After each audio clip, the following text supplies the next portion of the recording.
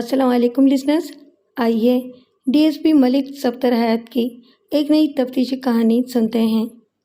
کہانی شروع کرنے سے پہلے آپ سے گزارش ہے کہ اگر آپ میرے چینل پر نئے ہیں تو پلیز میرے چینل کو سبسکرائب کریں اور لائک کریں۔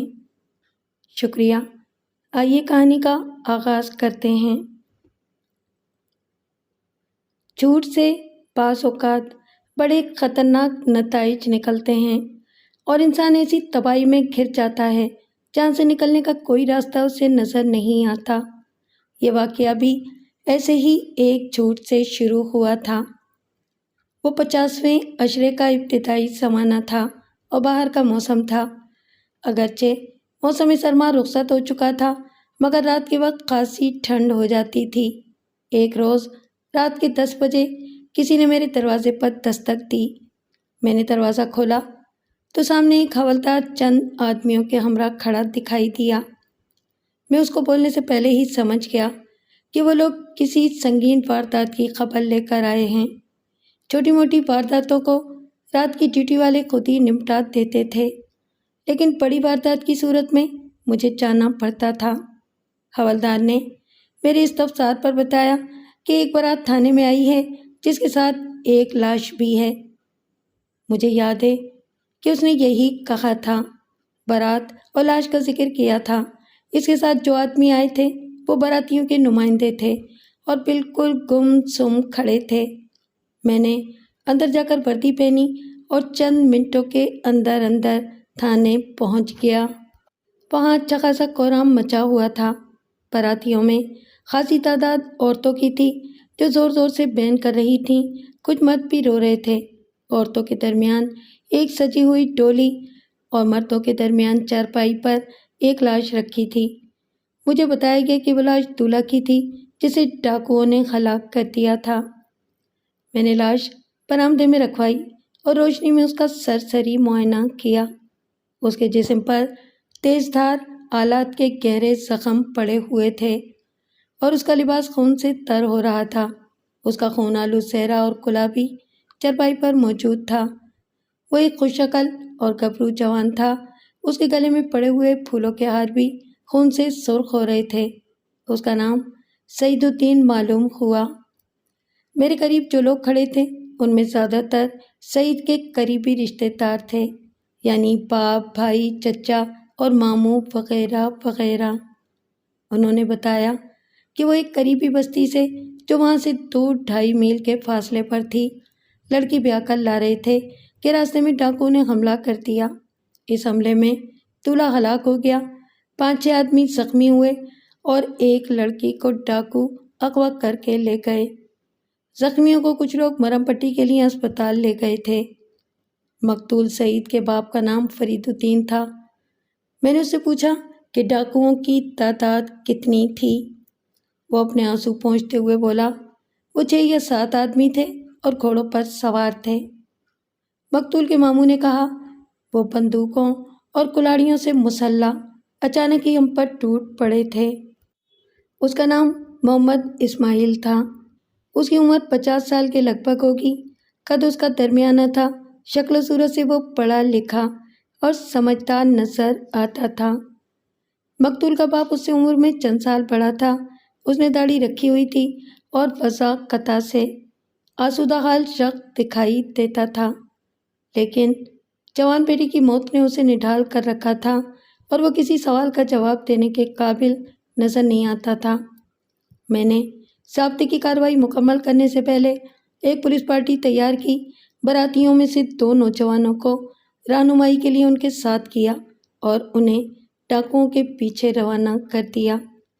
مقتول کے ماموں اسماعیل نے میرے استفسار پر بتایا کہ وہ تقریباً 8 بجے دلہن کو لے کر واپس روانہ ہوئے تھے۔ براتیوں کی تعداد 60-70 کے لگ بھگ تھی۔ ان میں سے کچھ ٹانگوں اور بیل گاڑیوں میں سوار تھے اور کچھ پیدل چل رہے تھے۔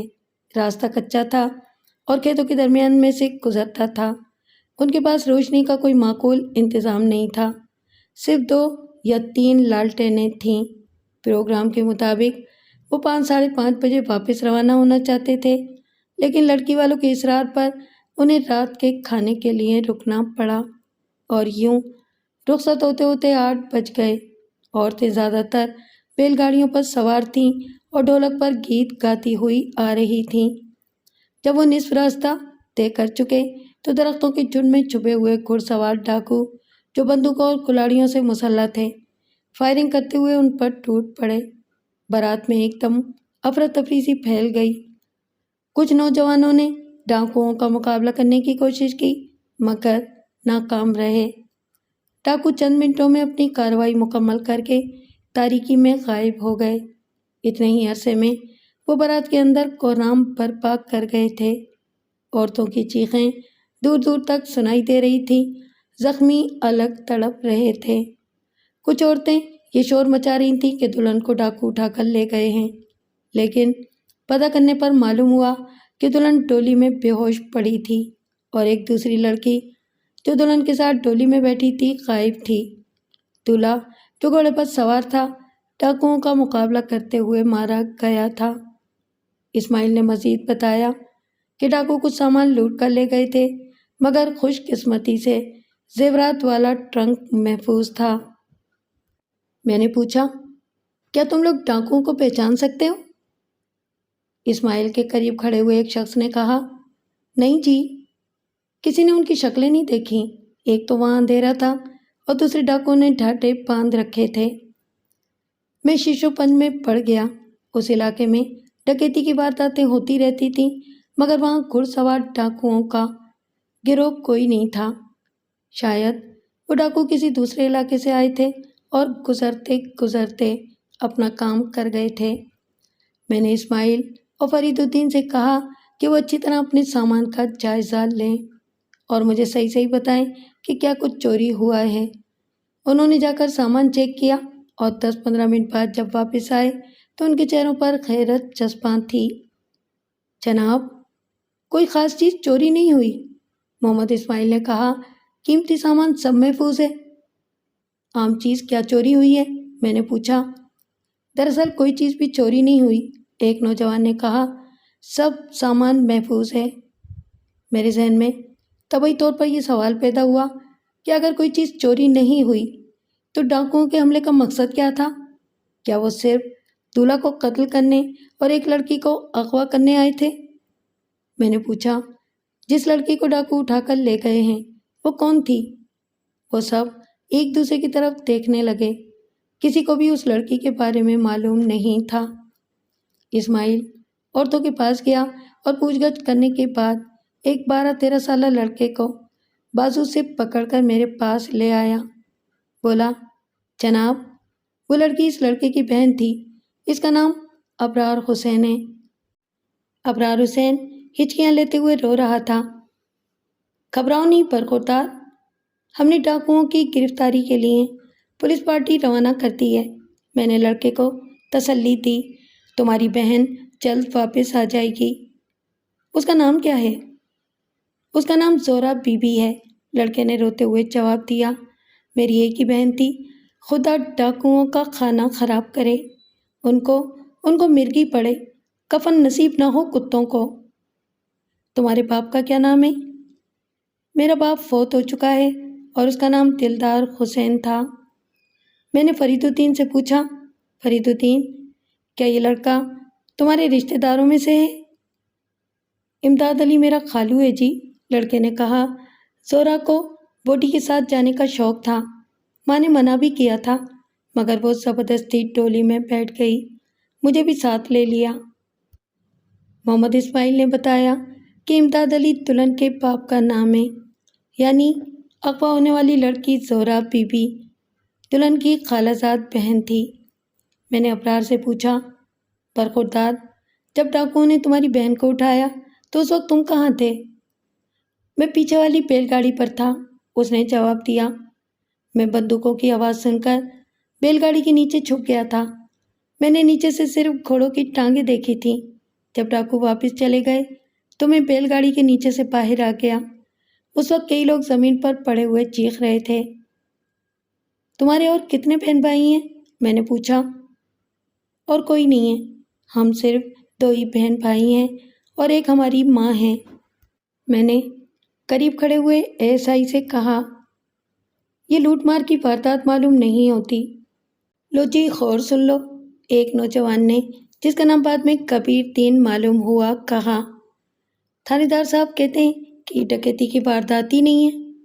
او جناب، ہمارے بھائی کی لاش باہر پڑی ہے اور آپ کہتے ہیں کہ ڈکیتی کی واردات نہیں ہے؟ پھر تو آپ کے ساتھ بات کرنا ہی فضول ہے۔ قریب کھڑے ہوئے ایس آئی نے کبیر دین کے کندھے پر ہاتھ رکھتے ہوئے کہا، زیادہ گرم ہونے کی ضرورت نہیں ہے جوان، تم لوگ خود یہ کہتے ہو کہ کوئی چیز چوری نہیں ہوئی، پھر یہ ڈکیتی کی واردات کیسے ہوئی؟ ہماری سمجھ میں تو کچھ نہیں آتا، کبیر دین نے کہا، ہمارا تو دماغ ہی گھوما ہوا ہے۔ صبر کرو جوان، صبر کرو، ایس آئی نے کہا۔ سعید الدین تمہارا کیا لگتا تھا؟ چچا زاد بھائی تھا، بڑا سونا جوان تھا، ہم تو بالکل ہی لٹ گئے۔ کچھ کرو جناب۔ وہ اس طرح باتیں کر رہا تھا جیسے سارا قصور ہمارا ہو۔ میں نے اسے کندھے سے پکڑ کر اپنی طرف گھمایا اور کہا، تمہارے جسم پر تو خراش بھی نظر نہیں آتی، معلوم ہوتا ہے کہ ڈاکوؤں کو دیکھ کر تم بھی بیل گاڑی کے نیچے چھپ گئے تھے۔ وہ دونوں ہاتھ سامنے کر کے بولا، ہمارے ہاتھ خالی تھے، ہم کچھ نہیں کر سکتے تھے۔ تم ذرا صبر کرو اور ایک طرف ہو کر بیٹھ جاؤ، میں نے کہا۔ اسماعیل، دلہن کی بیل گاڑی پر کتنی لڑکیاں تھیں؟ 4 یا 5 ہوں گی، اسماعیل نے جواب دیا۔ ایک تو میری بہن اور اس کی بیٹی سکینہ تھی، 2 یا 3 لڑکیاں اور ہوں گی، ایک زہرا بی بی تھی جو ڈولی کے اندر تھی۔ ان عورتوں کو دلہن سمیت اندر میرے کمرے میں لے آؤ، میں نے کہا، میں ان سے چند سوالات کروں گا۔ یہ نہیں ہو سکتا جی، کبیر دین نے کہا، ہم لوگ اتنے بےغیرت نہیں ہیں، ہماری عورتیں کسی سے بات نہیں کرتی۔ تو نوجوان اور آگے بڑھے اور اس کی ہاں میں ہاں ملانے لگے۔ فرید الدین، تم اس معاملے میں کیا کہتے ہو؟ میں نے مقتول دولہا کے باپ سے کہا، یہ قتل و اغوا کا کیس ہے، ہمیں تفتیش تو کرنا ہی پڑے گی۔ بارات میں شامل تمام لوگ واردات کے عینی گواہ ہیں، تم سب کو گواہی دینا پڑے گی۔ میں نے حوالدار کو بلا کر کہا، چند سپاہیوں کو ساتھ لو اور براتیوں کے بیانات قلم بند کرنا شروع کر دو، اور دیکھو کوئی شخص بیان دیے بغیر جانے نہ پائے۔ پہلے سب کی فہرست تیار کرو، عورتوں کے بیانات بھی قلم بند کرو اور مردوں کے بھی، جلدی کی ضرورت نہیں ہے، آرام سے کام کرو۔ فرید الدین میرا منہ دیکھ کر بولا، ملک صاحب آپ تو ناراض ہو گئے۔ میں نے اس کی بات کو نظر انداز کرتے ہوئے حوالدار سے کہا، عورتوں کو ادھر کمرے میں بٹھا دو، ان کا بیان بعد میں لیا جائے گا، پہلے مردوں کا بیان لو، اور دیکھو یہ سب پابند گواہ ہیں، کوئی آدمی ادھر ادھر نہ ہو۔ ایک بوڑھا آدمی کبیر دین اور اس کے ساتھیوں کو ڈانٹنے لگا، بولا، اوئے سودائیا، تجھے کیا پتا قانونی کارروائی کیسے ہوتی ہے؟ یہ تیرے تایا کی حویلی نہیں، تھانہ ہے تھانہ، دیکھتا نہیں تھانے دار صاحب اپنی نیند خراب کر کے یہاں آئے ہیں، چل اٹھ، معافی مانگ ملک صاحب سے۔ اتنے میں محمد اسماعیل دلہن سمیت 4 عورتوں کو میرے پاس لے آیا۔ ایک عمر رسیدہ عورت تھی جو دلہن کی ساس تھی، دوسری اس کی بیٹی سکینہ تھی، دلہن کا نام فہمیدہ تھا، چوتھی لڑکی کا نام سلیمہ تھا، اور وہ کبیر دین کی چھوٹی بہن تھی۔ وہ چاروں رو رہی تھیں۔ سب سے خراب حالت دلہن اور اس کی ساس کی تھی، ایک بیٹے سے محروم ہو گئی تھی اور دوسری شوہر سے، ان کی حالت بیان دینے کے قابل نہیں تھی۔ اسماعیل، ابھی ان کو لے کے جاؤ، میں نے کہا، فی الحال انہیں آرام کی ضرورت ہے، میں کل کسی وقت ان کا بیان لینے کے لیے آؤں گا۔ جیسے آپ کی مرضی جناب، اسماعیل نے کہا، ہم تو آپ کے حکم کے بندے ہیں۔ میں نے ضابطے کی کارروائی مکمل کر کے لاش پوسٹ مارٹم کے لیے بھجوا دی اور گھر چلا گیا۔ اگلی صبح میں نے واردات کی رپورٹ علاقے کے ایس پی کو بھجوا دی، لیکن میرا خیال ہے کہ اس کے ذکر کی ضرورت نہیں، اس دفتری کارروائی کا ذکر وقت ضائع کرنے کے مترادف ہے۔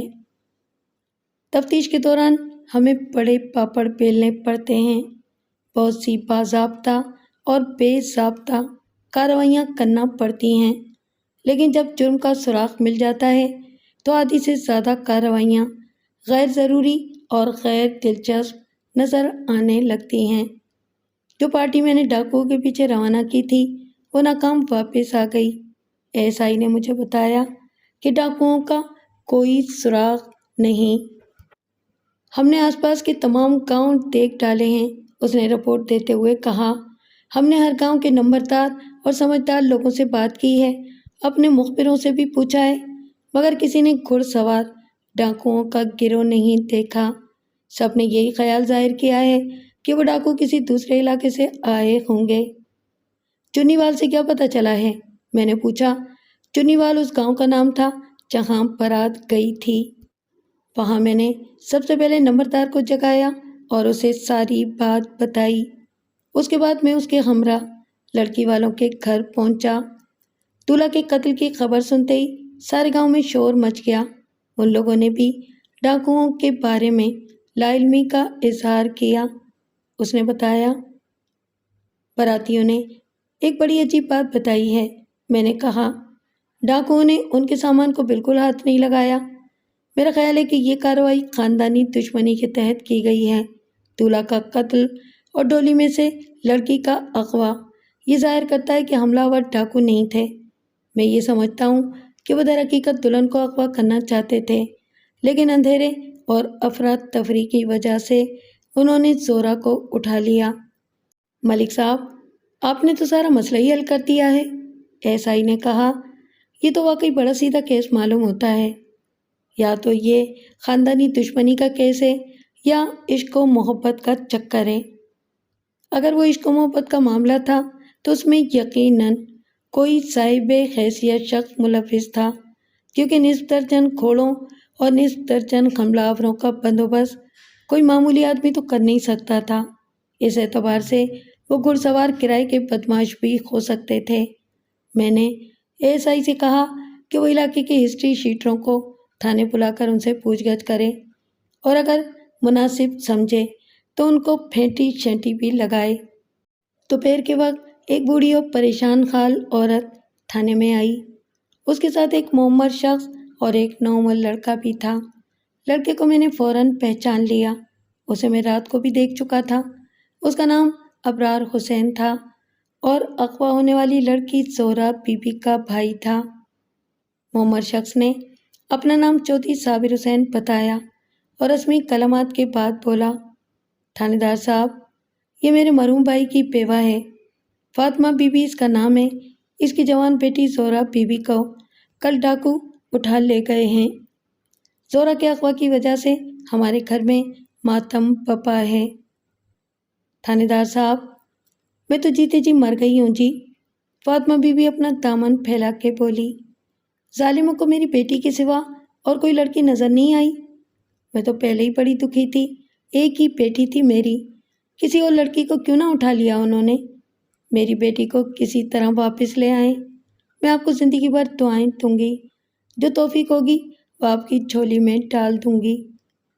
اس کی حالت خاصی قابل رحم تھی، وہ یہ سمجھ رہی تھی کہ ہر چیز میرے اختیار میں تھی، میں جب چاہوں ڈاکوؤں کو پکڑ سکتا ہوں اور اس کی بیٹی کو بازیاب کرا سکتا ہوں۔ ماں جی، ہم اپنی پوری کوشش کر رہے ہیں، میں نے کہا۔ دعا کریں کہ آپ کی بیٹی کا جلد کوئی سراغ مل جائے، اور کچھ لینے دینے کی ضرورت نہیں ہے، ہم اسی کام کی تنخواہ لیتے ہیں۔ فاطمہ بی بی کی معروضات سننے کے بعد میں دوبارہ صابر حسین کی طرف متوجہ ہوا اور اس کا بغور جائزہ لیا۔ شکل و شباہت اور رنگ روپ سے یہ اندازہ ہوتا تھا کہ وہ خاصا فارغ البال اور کھاتا پیتا شخص تھا۔ اس کے چہرے پر داڑھی بھی تھی اور مونچھیں بھی، لیکن مونچھیں داڑھی کے مقابلے میں زیادہ نمایاں تھیں اور کناروں سے باہر نکلی ہوئی تھیں۔ واضح طور پر وہ خاصا روب داب رکھنے والا آدمی تھا۔ زہرہ بی بی سے رشتہ کیا ہے آپ کا؟ میں زہرہ بی بی کا تایا ہوں، اس نے کہا۔ چودھری دلدار میرا چھوٹا بھائی تھا۔ اس علاقے میں اپنی تھوڑی سی زمینیں ہیں اور یہی ہمارا کاروبار ہے۔ ہم لوگ جدی پشتی زمیندار ہیں۔ میں آپ سے ایک دفعہ پہلے بھی ملاقات کر چکا ہوں، لیکن آپ نے پہچانا نہیں۔ ہمیں روزانہ 20 لوگوں سے ملنا پڑتا ہے، کچھ یاد رہ جاتے ہیں اور کچھ بھول جاتے ہیں۔ پھر میں نے موضوع بدلتے ہوئے پوچھا، اس واردات کے بارے میں آپ کا کیا خیال ہے؟ کیا یہ واقعی ڈاکوؤں کا کام ہے یا خاندانی دشمنی کا کوئی معاملہ ہے؟ ملک صاحب، ہم اس مصیبت سے بچے ہوئے ہیں، اس نے جواب دیا۔ ہم پر بڑا اللہ کا فضل ہے، ہمارے خاندان میں کوئی دشمنی نہیں ہے۔ ویسے آپ نے یہ سوال کیوں کیا ہے؟ یہ سوال میں نے اس لیے کیا ہے کہ اس واردات میں ڈاکوؤں کا ہاتھ نظر نہیں آتا۔ ابھی تک جو واقعات ہمارے سامنے آئے ہیں ان سے یہی ظاہر ہوتا ہے کہ یہ کارروائی انتقام لینے کے لیے کی گئی ہے۔ آپ یہ بات سن چکے ہوں گے کہ حملہ آوروں نے کسی قیمتی چیز کو ہاتھ نہیں لگایا۔ اگر اس کارروائی کا مقصد ڈکیتی ہوتا تو حملہ آور لڑکی کو اٹھانے کے بجائے زیورات کا ٹرنک اٹھاتے۔ لہٰذا آپ سوچ کر میرے سوال کا جواب دیں۔ اس کارروائی میں مجھے دشمنی صاف نظر آتی ہے، ضروری نہیں کہ وہ خاندانی دشمنی ہو۔ وہ تھوڑی دیر کے لیے سوچ میں پڑ گیا، پھر بولا، ملک صاحب، ہماری کسی سے دشمنی نہیں ہے، ہمارے خاندان میں کبھی اتنی سنگین واردات نہیں ہوئی۔ آپ نے مجھے الجھن میں ڈال دیا ہے۔ ویسے اللہ کے فضل سے اس علاقے میں ہماری بڑی عزت ہے، آج تک کسی نے میلی آنکھ سے ہماری طرف نہیں دیکھا۔ آپ کا کسی سے کوئی زمین یا جائیداد کا جھگڑا تو نہیں ہے؟ چھوٹے موٹے جھگڑے تو ہوتے ہی رہتے ہیں، لیکن کسی نے کبھی اتنی بڑی جرات نہیں کی۔ وہ خاصا پریشان ہو گیا تھا اور کیوں لگتا تھا جیسے اپنے آپ سے باتیں کر رہا ہو۔ میں نے اسے تاکید کی کہ اگر اسے کسی شخص پر شک ہو تو ہمیں فوراً اطلاع دے تاکہ مناسب کارروائی کی جا سکے۔ اگلی صبح میں دلہن کا بیان لینے کے لیے فرید الدین کے گھر پہنچ گیا۔ میرے ذہن میں اچانک یہ خیال آیا تھا کہ وہ واردات ناکام محبت کا نتیجہ بھی ہو سکتی تھی۔ دولہا کا قتل اور دلہن کے اغوا کی کوشش اس طرف واضح اشارہ کرتی تھی۔ فرید الدین ان لوگوں کے درمیان بیٹھا تھا جو تعزیت کے لیے اس کے پاس آئے ہوئے تھے۔ میں اسے ایک طرف لے گیا اور کہا، میں دلہن کا بیان لینے آیا ہوں اور یہ بیان میں علیحدگی میں لینا چاہتا ہوں۔ اس وقت تو ہمارے گھر میں بڑی افراتفری پھیلی ہوئی ہے، اس نے جواب دیا۔ گھر کے اندر عورتیں بھری ہوئی ہیں اور سچ پوچھیں تو دلہن بیان دینے کے قابل نہیں ہے۔ اس کی حالت بڑی خراب ہے اور اب وہ دلہن کہاں رہی؟ اس کا سہاگ تو اجڑ گیا۔ اس کی آواز رند گئی۔ آپ 2-4 روز کے بعد آ جائیں۔ فرید صاحب، ایک لڑکی ابھی ڈاکوؤں کے قبضے میں ہے، میں نے کہا، اور جب تک کوئی سرا ہمارے ہاتھ نہیں آتا ہم کوئی کارروائی نہیں کر سکتے۔ ہم لڑکی کو تھانے میں بھی بلا سکتے تھے، آپ تفتیش میں روک نہ بنیں۔ اس نے مجھے بیٹھنے کے لیے کہا اور عورتوں سے مشورہ کرنے اندر چلا گیا۔ اس کے جانے کے فوراً بعد ایک نوجوان میرے قریب آیا اور سلام کرنے کے بعد بولا، سنا ہے کہ آپ لڑکی کا بیان لینا چاہتے ہیں۔ اس نے شیروانی پہن رکھی تھی اور اچھے مضبوط جسم کا نوجوان تھا۔ میں نے اسے پہلے نہیں دیکھا تھا مگر پھر بھی اس کا چہرہ کچھ مانوس سا معلوم ہوا۔ اس کا بولنے کا انداز قدرے تہکمانہ تھا جو مجھے اچھا نہیں لگا۔ میں نے گہری نظروں سے اسے گھورا اور پوچھا، تمہارا نام کیا ہے جوان؟ اس نے گردن پھلا کر جواب دیا، چودھری منظور علی۔ اور سرکار کا نام؟ میں نے اس کے سوال کو نظر انداز کرتے ہوئے پوچھا، تمہارا لڑکی کے ساتھ کیا رشتہ ہے؟ کس لڑکی کی بات کر رہے ہیں آپ؟ جس لڑکی کی تم بات کر رہے ہو۔ اچھا، آپ فہمیدہ کی بات کر رہے ہیں، وہ میری چچا زاد ہے، منظور علی نے کہا۔ ہم اسے واپس لے جانے کے لیے آئے ہیں، اس کا اب ان لوگوں سے کوئی واسطہ نہیں رہا۔ میرا مطلب تو آپ سمجھ ہی گئے ہوں گے، جب بندہ ہی نہیں رہا تو پھر تعلق واسطہ کیسا؟ کیوں جناب، میں نے غلط تو نہیں کہا؟ اس نے لڑکی کے سسرال والوں کا خاصی حقارت سے ذکر کیا تھا۔ کسی نے اس کی بات پر دھیان نہیں دیا تھا، ورنہ اس بات پر وہاں بدمزگی بھی ہو سکتی تھی۔ میں نے اس کی آنکھوں میں آنکھیں ڈالتے ہوئے کہا، منظور علی، تم نے بات تو بڑی غلط کی ہے، لیکن میرا اس معاملے سے کوئی واسطہ نہیں ہے، اس لیے میں اس پر کوئی تبصرہ نہیں کرنا چاہتا۔ اس نے میری بات کا کوئی اثر نہیں لیا، بولا، ملک صاحب، برا نہ منائیں، میں آپ سے ایک بات عرض کرنا چاہتا ہوں۔ فہمیدہ سیدھی سادھی اور کمزور لڑکی ہے، اس کے ساتھ کوئی لمبی کہانی نہ ڈال دینا۔ اچھا بھائی، میں نے صبر کا مظاہرہ کیا، اب تم ہمیں تھانے داری کرنا سکھاؤ گے؟ وہ بے تکلف ہونے کی کوشش کرتے ہوئے بولا، ویسے کام آپ کا بڑا شاہی قسم کا ہے، جس کو چاہا پکڑ لیا اور جوتا کھڑکا کر سر پولا کر دیا۔ اگر یہ زمینداری کا چکر نہ ہوتا تو میں بھی تھانے دار بن جاتا۔ تم تو بنے بنائے تھانے دار ہو، میں نے اسے الو بنایا، بس وردی اور کرسی کی کمی ہے۔ وہ سمجھا میں اس کے اثر میں آ گیا ہوں، میرا ہاتھ دبا کر بولا، آپ ذرا ادھر سے فارغ ہو جائیں، آپ کے ساتھ کچھ پرائیویٹ سلسلہ جرمانی کرنا ہے۔ ہم تو جناب جی اور جینے دو کے اصول پر عمل کرتے ہیں۔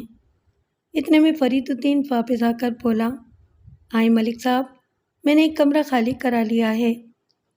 منظور علی نے فرید الدین سے کہا، چاچا جی، ملک صاحب اپنے خاص آدمی ہیں، یہ یہاں سے ناراض نہیں جانے چاہیے، کیا سمجھے آپ؟ کوئی مسئلہ ہو تو ہمیں بتائیں۔ فرید الدین نے ہونٹ پیچ کر منظور علی کی طرف دیکھا اور گہرا سانس لے کر رہ گیا۔ واضح طور پر اسے منظور علی کا طرز تکلم سخت ناگوار گزرا تھا، لیکن اس نے منہ سے کچھ نہیں کہا۔ وہ میری رہنمائی کرتا ہوا مکان کے پچھلے حصے میں پہنچ گیا۔ منظور علی کا رویہ آپ کے ساتھ کچھ ٹھیک نہیں ہے، میں نے کہا، بڑی اکڑ پائی جاتی ہے اس لڑکے کے اندر۔ جی ہاں، دولت عجیب عجیب رنگ دکھاتی ہے، یہ لڑکا فہمیدہ۔ اس نے بات ادھوری چھوڑ دی اور ایک دروازہ کھولتے ہوئے بولا، اندر تشریف لے آئیں۔ وہ ایک چھوٹا سا نیم تاریخ کمرہ تھا جس میں سوندھی سوندھی بو پھیلی ہوئی تھی۔ ایک کونے میں چارپائی رکھی تھی جس پر دلہن کے علاوہ فرید الدین کی بیوی صابرہ بیگم اور اس کی بیٹی سکینہ بھی بیٹھی تھی۔ دلہن اکیلے میں گھبرا رہی تھی۔ فرید الدین نے کہا، اس لیے میری بیوی اور بیٹی ساتھ بیٹھ گئی ہیں۔ میرے بیٹھنے کے لیے ایک کرسی رکھی تھی، میں کرسی پر بیٹھ گیا اور چند لمحوں تک صابرہ بیگم سے سرسری طور پر کچھ سوالات کیے۔ اس کے بعد میں نے اسے اور اس کی بیٹی کو باہر جانے کے لیے کہا۔ دونوں ناگواری کے ساتھ اٹھ کر باہر چلی گئیں۔ میں نے اٹھ کر دروازہ بند کر دیا۔ فہمیدہ گھبرا کر بولی، آپ نے دروازہ کیوں بند کر دیا ہے؟ دروازہ میں نے اس لیے بند کر دیا ہے کہ کوئی ہماری باتیں نہ سن سکے، میں نے کرسی پر بیٹھتے ہوئے کہا۔ میں تمہارے ساتھ کچھ پرائیویٹ باتیں کرنا چاہتا ہوں، تم یہ پسند نہیں کرو گی کہ دوسرے یہ باتیں سنیں؟ وہ گھونگھٹ اوڑھے گھٹنوں میں سر دیے بیٹھی تھی، میں اس کے تاثرات کا اندازہ نہیں لگا سکتا تھا۔ سب سے پہلے تو میں تمہارے شوہر کے قتل پر افسوس کا اظہار کرنا چاہتا ہوں، میں نے سلسلہ کلام جاری رکھتے ہوئے کہا۔ مجھے اس لیے بھی اس پر افسوس ہے کہ یہ واردات میرے علاقے میں ہوئی ہے۔ ہم بہت جلد ڈاکوؤں کو گرفتار کر لیں گے اور تمہاری سہیلی زہرا کو بھی برآمد کر لیں گے۔ جب ڈاکوؤں نے ڈولی کے اندر سے زہرا کو اٹھایا تھا تو اس وقت انہوں نے کیا کہا تھا؟ میرا مطلب ہے کہ کوئی بات بھی کی تھی یا چپ چاپ اپنا کام کر کے واپس چلے گئے تھے؟ مجھے کچھ یاد نہیں ہے، فہمیدہ نے جواب دیا۔ میں نے گولیاں چلنے اور چیخنے کی آوازیں سنی تھیں، پھر اتنا یاد ہے کہ کسی نے بڑی زور سے ڈولی کا پردہ ہٹایا تھا، اس کے بعد میں بے ہوش ہو گئی تھی۔ جس شخص نے ڈولی کا پردہ ہٹایا تھا، تم نے اس کا چہرہ دیکھا تھا؟ نہیں، میں نے کچھ نہیں دیکھا، مجھے تو اپنا بھی ہوش نہیں رہا تھا۔ کچھ لوگوں کا خیال ہے کہ ڈاکو تمہیں اغوا کرنا چاہتے تھے مگر غلطی سے زہرا کو اٹھا کر لے گئے، تمہارا کیا خیال ہے؟ مجھے کیا پتا کہ وہ کس کو اغوا کرنے آئے تھے، جس نے یہ سب کہا ہے اسی کو پتا ہوگا۔ وہ خاصے تیز لہجے میں بات کرتی تھی۔ میں نے اندازہ لگایا کہ اسے اپنے شوہر کی موت کا کوئی خاص افسوس نہیں تھا۔ کچھ لوگوں کا یہ بھی خیال ہے کہ ڈاکوؤں کو اس کام کے پیسے ملے تھے۔ وہ کچھ نہیں بولی۔ میں نے اس کے مزاج کا اندازہ لگاتے ہوئے کہا، کہتے ہیں کہ جوڑی اللہ ملاتا ہے، اور اگر بندے کوئی بے جوڑ رشتہ کر دیں تو اللہ اسے ختم بھی کر دیتا ہے۔ وہ یہ بات سن کر چونک گئی اور نقاب الٹ کر میری طرف دیکھنے لگی۔ میں اس کا حسن دیکھ کر دنگ رہ گیا۔ مجھے یوں لگا جیسے اس کے نقاب الٹنے کے ساتھ ہی کمرہ روشن ہو گیا ہو۔ اس کا منہ حیرت کے باعث کھل گیا تھا اور وہ اپنی بڑی بڑی آنکھیں پھیلا کر میری طرف دیکھ رہی تھی۔ اس کی آنکھوں کی سحر انگیزی نے مجھے لمحہ بھر کے لیے مبہوت کر دیا تھا۔ یہ آپ کیا کہہ رہے ہیں؟ اس نے کہا۔ میں آپ کا مطلب نہیں سمجھی۔ بعض باتیں ایسی ہوتی ہیں جن کا اظہار کرتے ہوئے آدمی گھبراتا ہے، میں نے کہا، لیکن حقیقت اپنی جگہ پر موجود ہوتی ہے۔ میں یہ کہے بغیر نہیں رہ سکتا کہ تمہارا اور سعید کا کوئی جوڑ نہیں تھا۔ معلوم ہوتا ہے کہ تمہاری کوئی دعا قبول ہو گئی ہے۔ مجھے کیا ضرورت پڑی کہ کسی کے حق میں بد دعا کروں؟ اس نے کہا۔ شاید اللہ کو یہی منظور تھا۔ ایک بات تو بتاؤ، کیا یہ رشتہ تمہاری رضامندی سے ہوا تھا؟ لڑکیوں کی رضامندی کی آج کل کون پرواہ کرتا ہے؟ یہ بھی کوئی پوچھنے والی بات ہے؟ اس کا مطلب میں نے یہ نکالا کہ وہ اس رشتے پر راضی نہیں تھی۔ میں نے پوچھا، کیا یہ رشتہ تمہاری ماں نے کیا تھا؟ ماں ہی تو نہیں ہے، اس کے منہ سے نکلا۔ ماں ہوتی تو… اس نے جتنی تیزی سے بات شروع کی تھی اتنی ہی تیزی سے ختم کر دی۔ تاہم میری اس خدشے کی تصدیق ہو گئی تھی کہ رشتہ اس کی مرضی کے بغیر ہوا تھا۔ ایک سوال بار بار میری زبان پر آ رہا تھا، مگر مجھے معلوم تھا کہ وہ اس کا جواب کبھی نہیں دے گی۔ پھر بھی میں سوال کیے بغیر نہ رہ سکا۔ میں نے کہا، یہ بات تو سبھی جانتے ہیں کہ ماں باپ عموماً اولاد کی پسند کی پرواہ نہیں کرتے، ان کے فیصلے مصلحتوں کے پابند ہوتے ہیں۔ وہ نوجوانوں کے جذبات کی نزاکت کو محسوس نہیں کر سکتے، لیکن کچھ نوجوان اپنی مرضی منوانے کا فن خوب جانتے ہیں۔ لیکن معلوم ہوتا ہے کہ تمہیں یہ فن نہیں آتا۔ پتہ نہیں آپ کیا کہنا چاہتے ہیں؟ میرا مطلب ہے کہ اگر تم کوشش کرتی تو گھر والوں کو یہ احساس دلا سکتی تھیں کہ تم کسی اور کو پسند کرتی ہو۔ اس نے کچھ کہنا چاہا مگر اپنی خواہش کو الفاظ کا جامہ نہ پہنا سکی۔ بالآخر میں نے وہ سوال کر ہی ڈالا جو میری زبان پر اٹکا ہوا تھا۔ کیا میں اس شخص کا نام جان سکتا ہوں جسے تم پسند کرتی ہو؟ اس کے چہرے پر سرخی دوڑ گئی۔ بولی، میں ایسی باتیں پسند نہیں کرتی۔ دروازے کی طرف سے سرسراہٹ کی آوازیں آ رہی تھیں۔ غالباً کچھ عورتیں اندر کی آوازیں سننے کی کوشش کر رہی تھیں، لہٰذا میں جانے کے لیے کھڑا ہو گیا اور کہا، میں کسی وقت اگر تمہارا تحریری بیان لے جاؤں گا۔ تم کتنے دن اور یہاں رہو گی؟ پتہ نہیں، اس نے جواب دیا، اس کا فیصلہ تو بڑے ہی کریں گے۔ تمہارے تایا کا لڑکا منصور علی مجھے ملا تھا، وہ کہہ رہا تھا کہ تمہیں اب یہاں رہنے کی کوئی ضرورت نہیں ہے۔ میں نے محسوس کیا کہ منصور علی کا نام سن کر اس کے چہرے پر چمک سی پیدا ہوئی تھی۔ مجھے کچھ پتہ نہیں ہے جی کہ میری قسمت میں کیا لکھا ہے، اس نے کہا۔ جو بڑے کہیں گے وہی کرنا پڑے گا، ویسے واپس تو جانا ہی پڑے گا، یہاں رہ کر میں کیا کروں گی؟ لڑکی کے رویے سے دو باتیں ذہن میں آتی تھیں۔ پہلی تو یہ کہ اسے اپنے شوہر کی موت کا کوئی خاص صدمہ نہیں تھا، کیونکہ وہ شادی اس کی مرضی کے بغیر ہوئی تھی، اور دوسری بات یہ کہ وہ کسی اور کو پسند کرتی تھی۔ واپس جانے سے پہلے میں نے کچھ اور لوگوں سے بھی پوچھ گچھ کی، لیکن کوئی نتیجہ خیز بات معلوم نہ ہوئی، اس لیے میں اس کا ذکر چھوڑتا ہوں۔ جب میں مکان سے باہر نکلا تو ایک شخص جس کا رنگ کالا تھا اور منہ پر چیچک کے داغ تھے میرے قریب آیا اور جھک کر مجھے سلام کیا۔ اس نے میلے سے کپڑے پہن رکھے تھے اور اچھے کردار کا آدمی معلوم نہیں ہوتا تھا۔ جناب، چودھری منظور ہورا آپ کے لیے ایک پیغام چھٹ گئے ہیں۔ وہ خود کہاں ہے؟ میں نے ادھر ادھر نظریں دوڑائیں، مجھے تو اس کے ساتھ بہت ضروری کام تھا۔ وہ تو ادھر زمینوں پر چلے گئے ہیں، ان کو ساقی کا کوئی ضروری پیغام ملا تھا۔ اس نے چور نظروں سے ادھر ادھر دیکھا اور اپنی ڈب سے ایک پوٹلی نکال کر میری طرف بڑھائی۔ چودھری صاحب، یہ نذرانہ آپ کے لیے دے گئے ہیں، انہوں نے کہا ہے کہ باقی باتیں زبانی ہوں گی۔ میں بخوبی دیکھ سکتا تھا کہ وہ پوٹلی نوٹوں سے بھری ہوئی تھی۔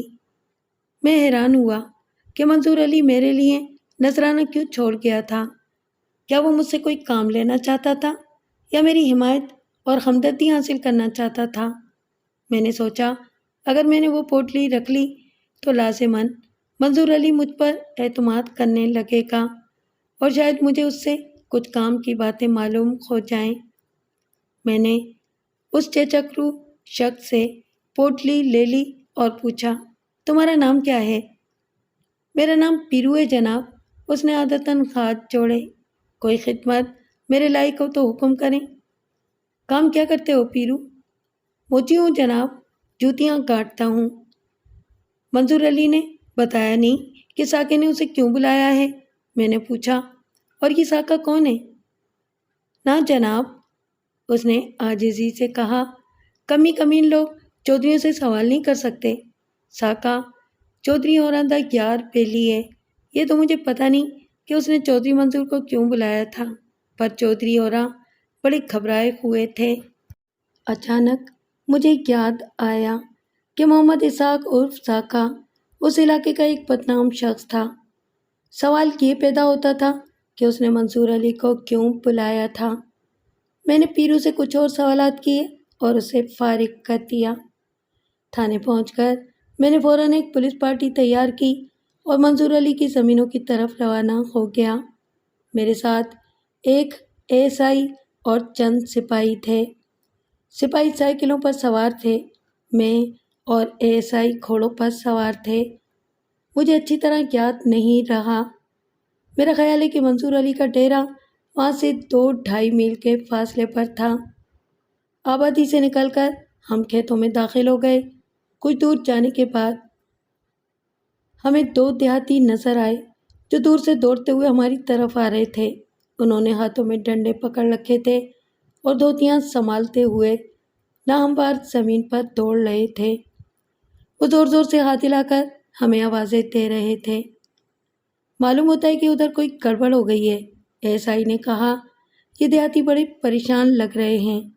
میں نے ایک سپاہی سے کہا کہ وہ آگے جا کر پتہ کرے اور ہم نے اپنے گھوڑے روک دیے۔ سپاہی سائیکل چلاتا ہوا دیہاتیوں کے قریب جا پہنچا۔ میں نے دیکھا دیہاتی تیز تیز باتیں کرنے لگے۔ وہ بار بار پیچھے کی طرف اشارہ کرتے تھے۔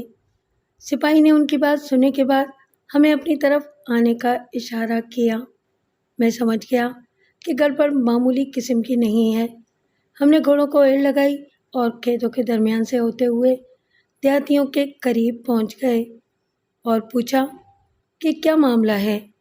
سپاہی نے کہا، یہ دیہاتی کہتے ہیں کہ اس نالے کے پرلی طرف کسی عورت کی لاش پڑی ہے۔ یہ سن کر میں پریشان ہو گیا۔ میرے دل میں خدشہ پیدا ہوا کہ کہیں وہ لاش زہرا کی نہ ہو۔ مذکورہ جگہ وہاں سے 3-4 فرلانگ کے فاصلے پر تھی۔ ہم چند منٹوں کے اندر وہاں پہنچ گئے۔ لاش ایک نوجوان لڑکی کی تھی جو جھاڑیوں کے درمیان پڑی تھی۔ وہاں اونچی گھاس اگی ہوئی تھی اور نالے سے رسنے والا پانی بھی کھڑا تھا۔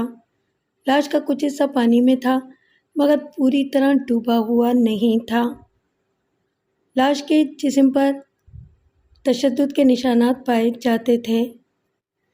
ہم میں سے کسی نے بھی زہرا بی بی کو نہیں دیکھا تھا، تاہم میں نے اندازہ لگایا کہ وہ زہرا ہی تھی۔ بعد میں میرا اندازہ صحیح ثابت ہوا۔ تھوڑی دیر کے بعد وہ خبر بستی میں پہنچ گئی اور وہاں ایک ہجوم اکٹھا ہو گیا۔ میں نے ضروری کارروائی کے بعد لاش پوسٹ مارٹم کے لیے بھجوا دی۔ اس کام میں 2.5-3 گھنٹے صرف ہو گئے۔ میں یہ بھول گیا تھا کہ ہم محمد اسحاق عرف ساکے کی تلاش میں ادھر آئے تھے۔ جب ہم واپس جانے لگے تو ASI نے کہا، ملک صاحب، کیوں نہ جاتے جاتے ایک نظر چودھری صابر علی کے ڈیرے پر بھی ڈال لیں؟ اس کا ڈیرا یہاں سے زیادہ دور نہیں ہے۔ میں نے اس کی بات سن کر گھوڑے کا رخ چودھری صابر علی کے ڈیرے کی طرف موڑ دیا۔ وہاں چند کچے کمرے بنے ہوئے تھے اور ایک مویشیوں کا باڑہ تھا۔ باڑے کے اندر چند بھینسیں اور 2 گھوڑے بندھے ہوئے تھے۔ ایک کونے میں 2 آدمی مشین پر مویشیوں کا چارہ کاٹ رہے تھے۔ ایک آدمی کھیتوں میں کام کرتا دکھائی دیا۔ جو آدمی چارہ کاٹ رہے تھے وہ کام روک کر ہماری طرف دیکھنے لگے۔ ان کے چہروں پر فکر مندی نظر آنے لگی تھی۔ میرا خیال تھا کہ وہ خود ہی ہماری طرف آئیں گے، لیکن انہوں نے اپنی جگہ سے حرکت نہیں کی۔ میں نے انہیں آواز دی اور اپنی طرف آنے کا اشارہ کیا تو انہوں نے ایک دوسرے کی طرف دیکھا، آپس میں کچھ بات کی اور ڈرتے ڈرتے ہمارے قریب پہنچ گئے۔ کیوں بھائی، تم ہم سے ڈر رہے ہو یا ہمارے گھوڑوں سے؟ ایسائی نے پوچھا۔ ان میں سے ایک جو قدرے بڑی عمر کا تھا بولا، حضور سچ پوچھیں تو آپ کی وردی سے ڈر لگتا ہے۔ شریف آدمیوں کو اس وردی سے ڈرنا نہیں چاہیے۔ میں نے کہا، کیا نام ہے تمہارا؟ آج اس کو غلام فرید کہتے ہیں سرکار۔ کوئی لسی پانی کا انتظام کریں جناب۔ پہلے یہ بتاؤ کہ چودھری منصور علی کہاں ہیں؟ سرکار، چھوٹے چودھری صاحب تو یہاں نہیں ہیں، وہ ادھر آئے تو تھے مگر اسی وقت واپس چلے گئے تھے۔ میں نے پوچھا، ساکے کو جانتے ہو؟ بڑی اچھی طرح جانتا ہوں سرکار۔ چھوٹے چودھری صاحب بھی اسی کا پوچھ رہے تھے مگر وہ ادھر نہیں تھا۔ ذرا یہ کوٹھریاں تو کھول کے دکھاؤ۔ ان کوٹھریوں میں تو کچھ نہیں ہے سرکار، غلام فرید نے کہا، یہ تو خالی پڑی ہیں۔ یہی تو ہم دیکھنا چاہتے ہیں۔ میں نے کہا، ان میں کون رہتا ہے؟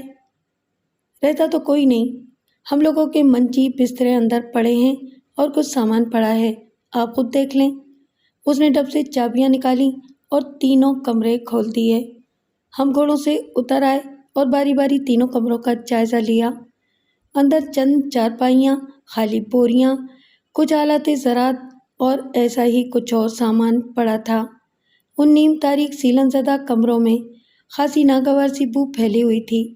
ایک کمرے کے باہر لکڑی کے اسٹینڈ پر 3 پرانے سے گھڑے رکھے تھے۔ کمروں کا جائزہ لینے کے بعد میں باہر آ گیا اور ارد گرد نظر دوڑائی۔ اس وقت سائے لمبے ہو رہے تھے اور ماحول میں پرندوں کا ملا جلا شور پھیلا ہوا تھا۔ داہنی طرف کچھ فاصلے پر بھوسے کے 2 ڈھیر نظر آ رہے تھے جن کے اوپر مٹی کی تہ چڑھا دی گئی تھی۔ ان کی اونچائی 15-16 فٹ کے قریب معلوم ہوتی تھی۔ ایک ڈھیر چاروں طرف سے بند تھا، دوسرے کی ایک سائڈ کھلی تھی اور اندر سے بھوسا نکالا جا چکا تھا۔ میں نے ادھر سے نظر ہٹا کر غلام فرید کی طرف دیکھا اور پوچھا، کیا یہ ساکا اکثر یہاں آتا رہتا ہے؟ پتہ نہیں جی، میں نے اسے کبھی نہیں دیکھا۔ ابھی تو تم کہہ رہے تھے کہ تم اسے اچھی طرح جانتے ہو۔ جانتا تو ہوں پر وہ ادھر کبھی آیا نہیں۔ چھوٹے چودھری ہوراں کہہ رہے تھے کہ اس نے انہیں ادھر بلایا تھا ملاقات کے لیے، مگر ان کو بلا کر آپ غائب ہو گیا۔ آدمی اچھا نہیں ہے، یہ جدھر جاتا ہے کوئی نہ کوئی خرابی ہوتی ہے۔ میں جس وقت غلام فرید سے باتیں کر رہا تھا اسی وقت ایسا ہی گھوڑے پر سوار ہو کر آس پاس کا جائزہ لے رہا تھا۔ اچانک میرے کانوں میں اس کی تیز آواز آئی۔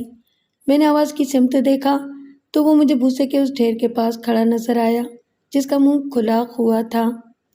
ملک صاحب جلدی سے ادھر آئیں، اس نے آواز لگائی، یہاں کسی کی لاش پڑی ہے۔ میں نے گھوڑا غلام فرید کے ساتھی کے سپرد کیا اور دوڑتا ہوا ایسائی کے قریب پہنچ گیا۔ بھوسے کے ڈھیر کے نیچے واقعی ایک لاش پڑی تھی، اس کے جسم کا تھوڑا سا حصہ کھلا ہوا تھا۔ ہم نے اسے مل کر باہر نکالا اور کھلی جگہ پر لٹا دیا۔ یہ تو ساکے کی لاش ہے سرکار، غلام فرید نے کہا۔ اسے کس نے قتل کر دیا؟ ہاں، وہ محمد اسحاق عرف ساکے کی لاش تھی۔ اس کے جسم پر گولیوں کے 5 یا 6 نشان تھے۔ جس کسی نے اسے قتل کیا تھا وہ سخت غصے میں تھا۔ اس نے 1 یا 2 گولیوں پر اکتفا نہیں کیا تھا بلکہ غصے میں پورا میگزین خالی کر دیا تھا۔ میں نے غلام فرید سے پوچھا، غلام فرید صحیح بتاؤ، اسے کس نے قتل کیا ہے؟ وہ ہاتھ جوڑ کر بولا، جناب میں تو بالکل بے گناہ ہوں، مجھے کچھ نہیں پتا۔ تم دونوں کب سے یہاں موجود ہو؟ میں نے پوچھا۔ سرکار ہم صبح سے ادھر ہی ہیں، دوپہر کے وقت روٹی کھانے ادھر گاؤں میں چلے گئے تھے۔ تم نے گولیاں چلنے کی آواز سنی تھی؟ اس نے نفی میں سر ہلایا، بولا، نہیں جی، ہم نے کوئی آواز نہیں سنی، بے شک حیدر سے پوچھ لیں۔ حیدر اس کے ساتھی کا نام تھا۔ وہ گھوڑے کی باگ پکڑے وہاں پہنچ گیا تھا۔ اور آنکھیں پھاڑے لاش کو دیکھ رہا تھا۔ اس نے بھی یہی جواب دیا کہ اس نے گولیاں چلنے کی آواز نہیں سنی۔ میں نے تھانے سے آدمی بلوائے، ضابطے کی کارروائی مکمل کی، لاش پوسٹ مارٹم کے لیے بھجوائی اور غلام فرید اور حیدر کو لے جا کر حوالات میں بند کر دیا۔ اگلے روز میں نے ایک ASI کو اس علاقے میں جہاں سے ساکے اور زہرا بی بی کی لاشیں برآمد ہوئی تھیں تفتیش کے لیے روانہ کر دیا۔ اس سلسلے میں ہم نے خاصی لمبی چوڑی کارروائی کی تھی۔ دوپہر کے بعد میں نے منصور علی کو پوچھ گچھ کے لیے تھانے بلوا لیا۔ اس کے ساتھ 2-3 آدمی اور بھی تھے جنہیں میں نے باہر بٹھا دیا۔ ایک ضمنی بات بتا دوں کہ 3 آدمیوں پر مشتمل ایک پولیس پارٹی کو میں نے تفتیش کے لیے چنیوال بھیج رکھا تھا۔ مجھے ان کی رپورٹ کا بھی انتظار تھا۔ ہماری تفتیش کچھ آگے بڑھی تھی۔ اب میں یہ جاننا چاہتا تھا کہ منصور علی کو ساکے نے کیوں بلایا تھا اور اس کے قتل میں کس کا ہاتھ تھا۔ میں نے محسوس کیا کہ منصور علی کے چہرے پر پہلے جیسی خود اعتمادی نہیں تھی، تاہم بظاہر وہ پر اعتماد نظر آنے کی کوشش کر رہا تھا۔ میں نے دوستانہ لہجے میں کہا، منصور علی، میں نے تمہیں گپ شپ کے لیے بلایا ہے، کسی بات کا برا نہ منانا۔ کل تمہارا بھیجا ہوا نذرانہ مل گیا تھا۔ کوئی بات نہیں ملک صاحب، اتنی چھوٹی سی بات کا ذکر کرنے کی کیا ضرورت ہے؟ ہم تو ہمیشہ کام آنے والے بندے ہیں۔ جب بھی کبھی ضرورت ہو اپنا آدمی بھیج دیں، آپ کا کام ہو جائے گا۔ میں کچھ دیر تک ادھر ادھر کی باتیں کرتا رہا، پھر کہا، پیرو موچی نے مجھے بتایا تھا کہ ساکے نے تمہیں ڈیرے پر بلایا تھا، کیا بات کرنا چاہتے تھا وہ تم سے؟ میرا خیال تھا کہ وہ ساکے کا ذکر پسند نہیں کرے گا، لیکن میرے خیال کے برعکس اس نے ساکے کے ذکر میں دلچسپی لیتے ہوئے کہا، میں خود ہی اس سلسلے میں آپ کے پاس آنا چاہتا تھا۔ میرا خیال ہے کہ ڈکیتی کی واردات میں ساکے کا ہاتھ تھا۔ مجھے تو اس بات پر تعجب ہے کہ آپ نے ابھی تک اس کے ساتھیوں کو گرفتار کیوں نہیں کیا۔ اس نے تفصیل بتاتے ہوئے کہا کہ گزشتہ روز اسے مجید اور جیدہ ملا تھا۔ جیدے نے اس سے کہا کہ ساکا اسے زہرا بی بی کے بارے میں ملنا چاہتا ہے۔ جیدے نے یہ بھی کہا کہ اگر اسے زہرا بی بی زندہ سلامت واپس چاہیے تو وہ خالی ہاتھ نہ جائے، 5,000 روپے ساتھ لے کر جائے۔ اس زمانے میں 5,000 روپے کافی بڑی رقم تھی۔ ان دنوں سونا 60-70 روپے تولہ مل جاتا تھا۔ منصور علی نے مجھے بتایا کہ اس نے جیدے کی یہ دھمکی سن کر اسے کہا، اوئے جیدے، جانتا نہیں میں کون ہوں؟ چودھری منصور علی میرا نام ہے۔ اس علاقے میں ہماری اجازت کے بغیر کوئی مائی کا لال پن نہیں مار سکتا۔ ساکے سے کہہ دینا کہ لڑکی کو کوئی نقصان نہیں پہنچنا چاہیے۔ اس پر جیدے نے کہا، چودھری، پیغام میں نے پہنچا دیا ہے، آگے تیری مرضی، جو جی میں آئے کر۔ ہمارا معاملہ تو ساکے کے ساتھ ہے، اگر اس نے ہمارے ساتھ دھوکہ کیا تو ہم اس کا پتہ صاف کر دیں گے۔ منصور علی نے کہا کہ میرا پیغام ساکے تک پہنچا دو، میں اس سے ملنے کے لیے ڈیرے پر پہنچ رہا ہوں، اسے کہہ دینا کہ زہرا کو اپنے ساتھ رکھے۔ جیدے نے کہا، اور ساکے نے یہ بھی کہا ہے کہ اکیلے آنا، اگر تمہارے ساتھ کوئی ہوا تو اچھا نہ ہوگا۔ منصور علی نے تفصیل بتاتے ہوئے مزید کہا کہ وہ ساکے کا پیغام ملنے کے آدھے پونے گھنٹے بعد ڈیرے پر پہنچ گیا، مگر اس کے آدمیوں نے بتایا کہ ساکا وہاں نہیں آیا تھا، لہٰذا وہ واپس آ گیا۔ اس ساری تفصیل سے نتیجہ یہ نکلتا تھا کہ زہرا بی بی کو ساکے اور اس کے آدمیوں نے اغوا کیا تھا اور وہ منصور علی سے تاوان وصول کرنا چاہتے تھے۔ مزید باریکی سے غور کرنے پر یہ بات سامنے آتی تھی کہ لڑکی کو جیدے نے ساکے کی ہدایت پر اغوا کیا تھا۔ ساکے نے اس سے وعدہ کیا تھا کہ وہ اسے اس کام کا معاوضہ دے گا، لیکن ہوا یہ کہ منصور علی کے انکار کی وجہ سے ساکے نے زہرا کو قتل کر دیا اور خود جیدے کے ہاتھوں قتل ہو گیا، کیونکہ اس نے جیدے کو طے شدہ معاوضہ نہیں دیا تھا۔ یہ وہ نتیجہ تھا جو منصور علی کی بیان کردہ تفصیل سے نکلتا تھا۔ اب دیکھنا یہ تھا کہ اس میں کتنی صداقت تھی۔ اس نتیجے پر سب سے بڑا اعتراض یہ وارد ہوتا تھا کہ اگر لڑکی کو پیسوں کے لیے اغوا کیا گیا تھا تو اغوا کرنے والوں نے بارات کو کیوں نہ لوٹا؟ ان کے پاس زیورات کے علاوہ نقد رقم اور قیمتی سامان بھی تھا۔ منصور علی نے بات ختم کرنے کے بعد جیب سے سگریٹ کا پیکٹ نکالا، ایک سگریٹ خود لیا اور پیکٹ میری طرف بڑھا دیا۔ میں نے بے تکلفی کی فضا قائم کرنے کے لیے پیکٹ سے ایک سگریٹ نکال لیا۔ اس نے اپنا سگریٹ سلگانے کے بعد لائٹر میری طرف بڑھایا اور کہا، ملک صاحب، ہمارے 2 آدمی آپ کے مہمان خانے میں بند ہیں، انہیں چھٹی دے دیں، ان کے بیوی بچے بڑے پریشان ہیں۔ فکر نہ کرو منصور علی، ان کو جلدی چھٹی مل جائے گی، میں نے کہا۔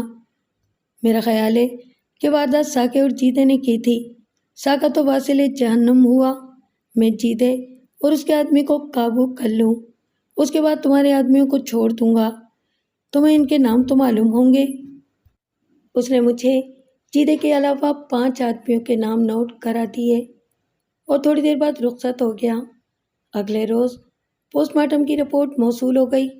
اس رپورٹ کے مطابق زہرا کی موت ساکے سے کم از کم 2 گھنٹے پہلے واقع ہوئی تھی۔ میں نے اندازہ لگایا کہ جب منصور علی کو ساکے کا پیغام ملا، زہرا اس سے 1.5-2 گھنٹے پہلے ہی مر چکی تھی، لہٰذا منصور علی کا یہ کہنا کہ ساکے نے زہرا کی واپسی کے عوض 5,000 روپے طلب کیے تھے بالکل غلط تھا، لہٰذا باقی ساری باتیں بھی غلط تھیں۔ اس روز ہم نے مجید عرف جیدے کو اس کے 2 ساتھیوں سمیت گرفتار کر لیا۔ اس نے میرے سوالات کے جواب میں کہا کہ اسے بارات پر حملے اور اغوا کے بارے میں کچھ علم نہیں ہے، نہ ہی اس نے منصور علی کو ساکے کا کوئی پیغام پہنچایا تھا۔ اس کے خلاف ہمارے پاس کوئی ثبوت نہیں تھا، صرف منصور علی کا بیان تھا اور ایک آدمی کا بیان کافی نہیں تھا۔ جیدہ پرانا پاپی تھا اور اس سے کوئی بات اگلوانا آسان نہ تھا۔ چونکہ میں مصروف بہت زیادہ تھا، اس لیے میں نے اسے حوالات میں بند کر دیا۔ جس پولیس پارٹی کو میں نے چنیوال بھیجا تھا، انہوں نے وہاں سے خاصی معلومات حاصل کی تھیں۔ ایک خبر وہ یہ لائے تھے کہ مقتول سعید الدین کی بیوہ فہمیدہ پہلے منصور علی کی منگیتر تھی، لیکن بعد میں یہ منگنی توڑ دی گئی تھی۔ یہ خبر ملنے کے بعد میرے دل میں ایک شبہ پیدا ہوا۔ میں نے سوچا ہو سکتا ہے کہ منصور علی نے انتقاماً سعید الدین کو قتل کروا دیا ہو، لیکن اس نتیجے پر پہنچنے سے پہلے یہ جاننا ضروری تھا کہ منگنی ٹوٹی کیسے تھی۔ اگر منگنی لڑکے والوں کی طرف سے توڑی گئی تھی تو پھر انتقام کا کوئی جواز نہیں تھا۔ میں نے ASI اور سپاہیوں کو ساتھ لیا اور ٹانگے پر چنیوال پہنچ گیا۔ چودھری صابر علی کو ہماری آمد کی خبر ہوئی تو وہ ہمیں اپنی حویلی میں لے گیا اور ہماری خاطر و مدارات کے سلسلے میں اپنے ملازموں کو ادھر ادھر دوڑانے لگا۔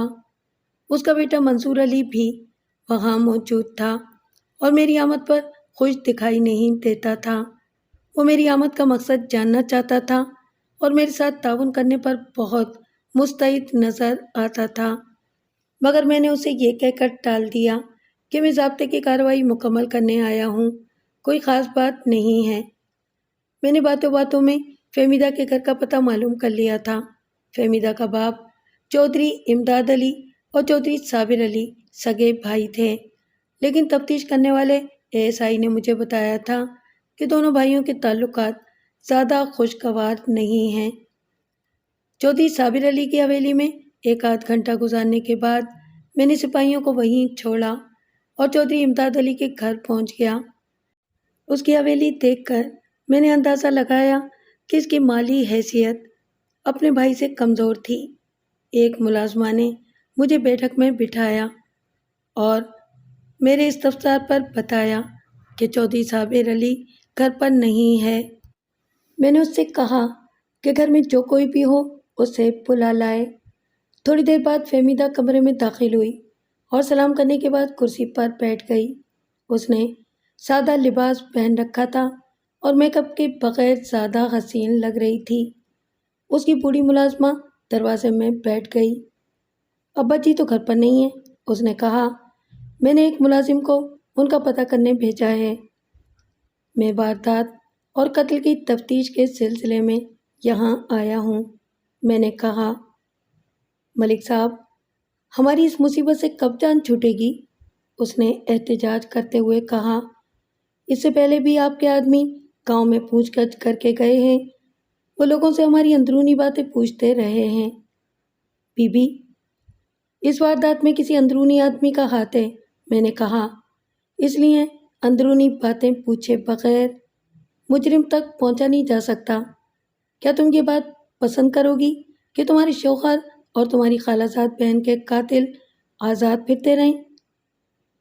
میں نے سنا ہے کہ آپ نے قاتلوں کو گرفتار کر لیا ہے۔ منظور علی بتا رہا تھا کہ اس نے اپنی بات ادھوری چھوڑ دی۔ غالباً وہ یہ سوچ کر چپ ہو گئی تھی کہ اس کی زبان سے منظور علی کا ذکر مناسب نہیں تھا۔ میں نے اس کی اچانک خاموشی پر کسی تاثر کا اظہار نہیں کیا۔ منظور علی مجھ سے ملتا رہتا ہے، میں نے رسانیت سے کہا۔ اسی کی مخبری پر ہم نے کچھ لوگوں کو گرفتار کیا ہے۔ ابھی بھی میں اس سے مل کر آ رہا ہوں۔ اس نے مجھے بتایا ہے کہ پہلے تم اس کی منگیتر تھیں۔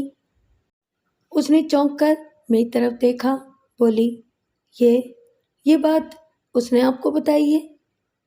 ہاں، اسی نے بتائی ہے، میں نے جھوٹ بولا۔ ویسے حقیقت میں یہ بات ہمیں پہلے ہی معلوم ہو گئی تھی، یہاں تو سب لوگ ہی یہ بات جانتے ہیں۔ ویسے منگنی ٹوٹنے کی وجہ کیا تھی؟ اس نے منہ پھیر لیا اور کھولے سے بولی، کیا فائدہ ان باتوں کو دہرانے کا؟ ڈاکٹر اور پولیس والے جب تک پرانی باتوں کو نہ کرے دیں تب تک بیماری کی تہہ تک نہیں پہنچ سکتے۔ میں نے کہا، ہو سکتا ہے کہ اس بات کے جاننے سے ہمیں کوئی فائدہ نہ ہو سکتا ہے کہ فائدہ ہو، لیکن جاننا بہت ضروری ہے۔ اس نے ایک طویل تأمل کے بعد کہا، دراصل کسی نے یہ بات مشہور کر دی تھی کہ منصور علی میرا رضاعی بھائی ہے۔ اس نے بچپن میں میری ماں کا دودھ پیا ہے، حالانکہ شروع میں ایسی کوئی بات ہمارے علم میں نہیں تھی۔ میری ماں چونکہ فوت ہو چکی ہے، اس لیے اس بات کی تصدیق بھی نہیں کی جا سکتی تھی۔ میں نے پوچھا، منظور علی سے تمہاری منگنی تمہاری ماں کی وفات سے پہلے ہوئی تھی یا بعد میں؟ باقاعدہ منگنی بعد میں ہوئی تھی، لیکن زبانی منگنی پہلے سے تھی۔ ماں بھی یہی چاہتی تھی کہ میری شادی منظور علی سے ہو۔ اگر اس نے منظور علی کو اپنا دودھ پلایا ہوتا تو وہ یہ خواہش کبھی نہ کرتی۔ تمہیں اس منگنی کے ٹوٹنے کا افسوس تو بہت ہوا ہوگا، میں نے پوچھا۔ اس نے ہولے سے کہا، افسوس تو ہونا ہی تھا۔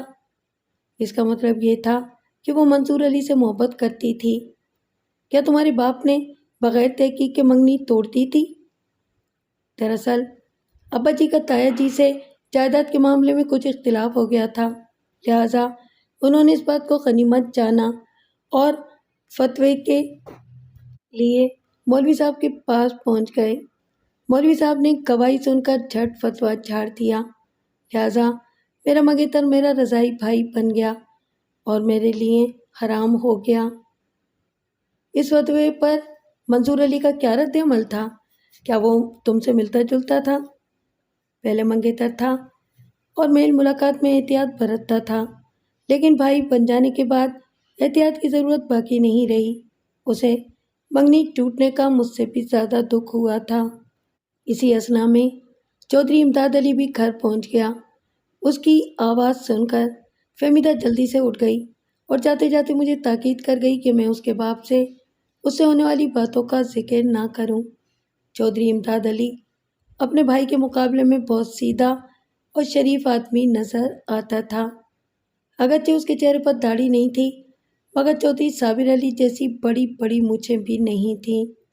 اس نے مجھے سلام کیا، خیر خیریت پوچھی اور میرے قریب کرسی پر بیٹھ گیا۔ رسمی کلمات کے بعد میں نے کہا، چودھری صاحب، ہم زہرہ بی بی اور سعید الدین کے قتل کے سلسلے میں تفتیش کرنے یہاں آئے ہیں۔ آپ کو یہ بات معلوم ہو چکی ہوگی کہ ہم نے چند آدمیوں کو شبے میں گرفتار کیا ہے، مگر ابھی تک ان کے خلاف کوئی ٹھوس ثبوت نہیں ملا۔ ملک صاحب، میری بات کا برا نہیں منانا، اس نے کہا، پولیس کو دوستی اور تعلق کا لحاظ کیے بغیر تفتیش کرنا چاہیے۔ دوستی درمیان میں آ جائے تو انصاف کرنا مشکل ہو جاتا ہے۔ میرا خیال ہے کہ آپ کسی خاص بات کی طرف اشارہ کر رہے ہیں، میں نے کہا، لیکن جب تک آپ کھل کر بات نہیں کریں گے میں کوئی وضاحت نہیں کر سکوں گا۔ وہ قدرے دھیمی آواز میں بولا، میرا بھتیجا منصور یہ کہتا پھر رہا ہے کہ تھانے دار اس کی مٹھی میں ہے، وہ جس کو چاہے اندر کرا سکتا ہے اور جس کو چاہے چھڑا سکتا ہے۔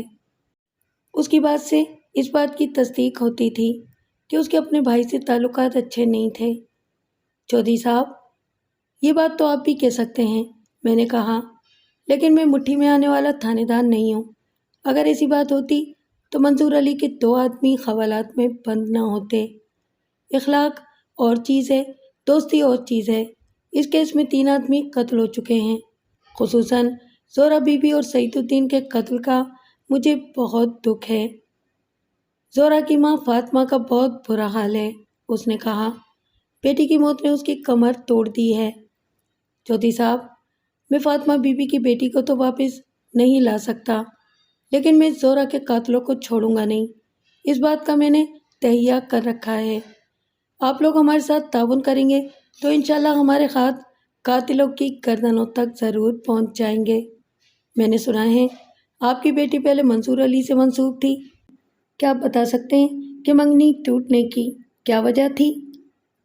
ملک صاحب، یہ ہے تو گھر کی بات، لیکن چھپائی بھی نہیں جا سکتی۔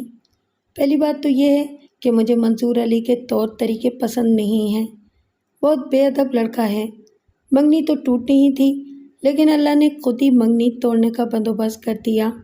ہمیں یہ پتہ چلا کہ منصور علی فہمیدہ کا رضاعی بھائی ہے، یعنی میری بیوی کا دودھ پی چکا ہے۔ مجھے خیال آیا ہو سکتا ہے کہ چودھری امداد علی نے خود ہی یہ بات مشہور کر دی ہو۔ میں نے پوچھا، یہ بات آپ کو کیسے معلوم ہوئی کہ منصور علی فہمیدہ کا رضاعی بھائی ہے؟ یہ بات منصور علی کی دائی ماسی لطیفہ نے بتائی ہے، اس نے مولوی صاحب کے روبرو اس بات کی شہادت دی ہے۔ اس پر مولوی صاحب نے فتویٰ دے دیا کہ یہ شادی نہیں ہو سکتی، لہٰذا منگنی خود بخود ٹوٹ گئی۔ منصور علی کا اس بات پر کیا رد عمل تھا؟ میں نے پوچھا۔ اس نے تو بہت شور مچایا ہوگا۔ بے ادب انسان سے اور کس بات کی توقع کی جا سکتی ہے؟ اس نے ہمارے خلاف بہت زہر اگلا تھا، لیکن ہم شرعی مسئلے میں کیا کر سکتے تھے؟ فتویٰ موجود ہے، آپ چاہیں تو مولوی صاحب سے پوچھ سکتے ہیں۔ منصور علی نے کہا تھا کہ اگر فہمیدہ کی شادی اس کے ساتھ نہ ہوئی تو پھر کسی کے ساتھ بھی نہیں ہوگی، وہ ساری عمر گھر میں بیٹھی رہے گی۔ میں نے سنا ہے کہ اس نے سعید الدین کو بھی دھمکی دی تھی۔ چودھری صاحب، یہ تو بہت بڑی بات ہے، آپ کو یہ بات فوراً ہمارے علم میں لانا چاہیے تھی۔ اس نے سر جھکا لیا، بولا، ملک صاحب، یہ ذات برادری کا معاملہ ہے، ہمیں بہت کچھ سوچنا پڑتا ہے۔ واہ چودھری صاحب واہ، مجھے تو آپ انصاف کی تلقین کرتے ہیں اور خود ذات برادری سے ڈرتے ہیں۔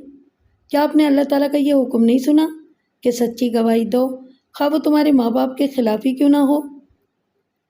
آپ ٹھیک فرماتے ہیں، اس نے کہا، لیکن مسئلہ یہ ہے کہ اللہ تو معاف کر دیتا ہے پر بندے کبھی معاف نہیں کرتے، اس لیے بندوں سے بہت ڈر لگتا ہے۔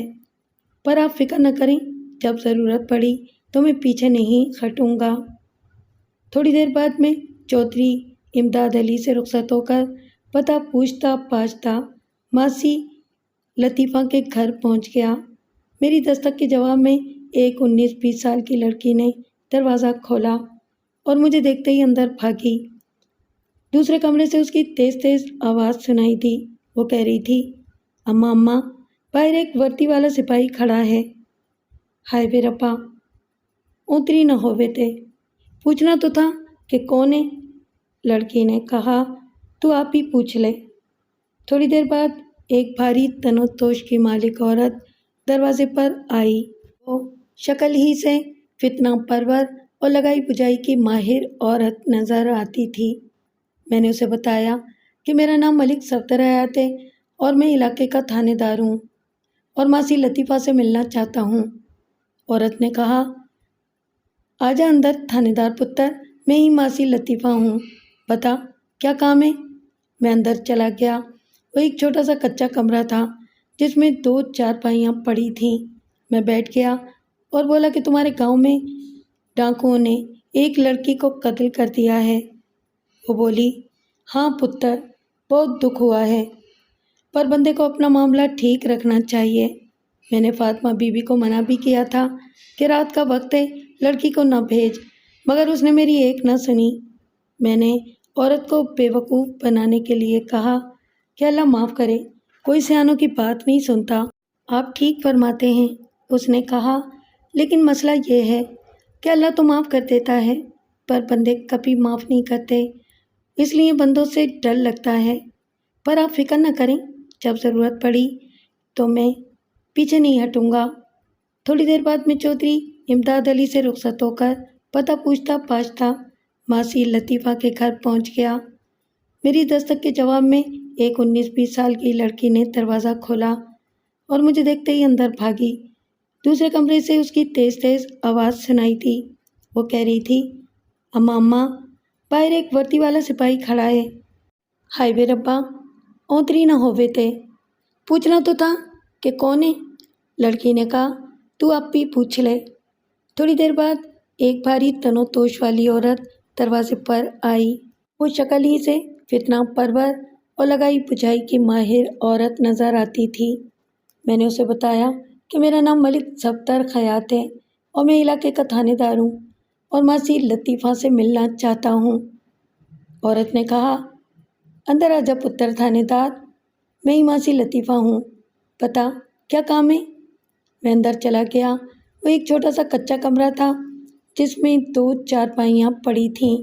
मैं बैठ गया और बोला कि तुम्हारे गांव में एक लड़की को डाकुओं ने कत्ल कर दिया है।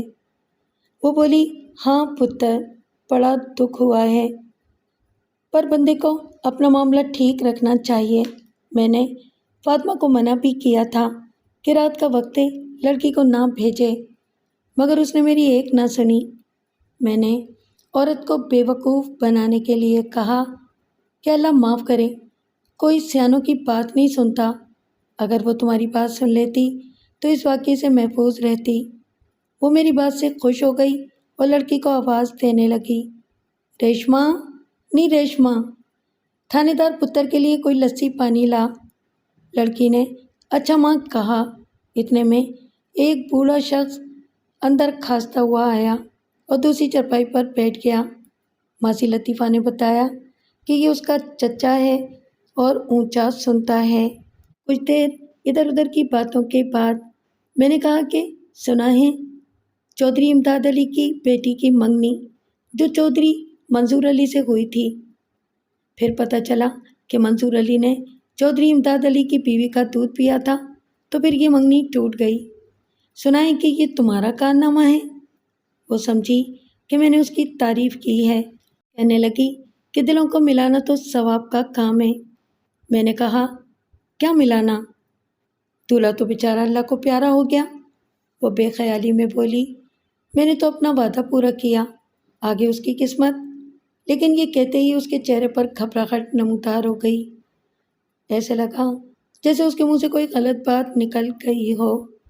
मैं समझ गया कि कोई गड़बड़ है। ये कौन से वादे की बात कर रही थे?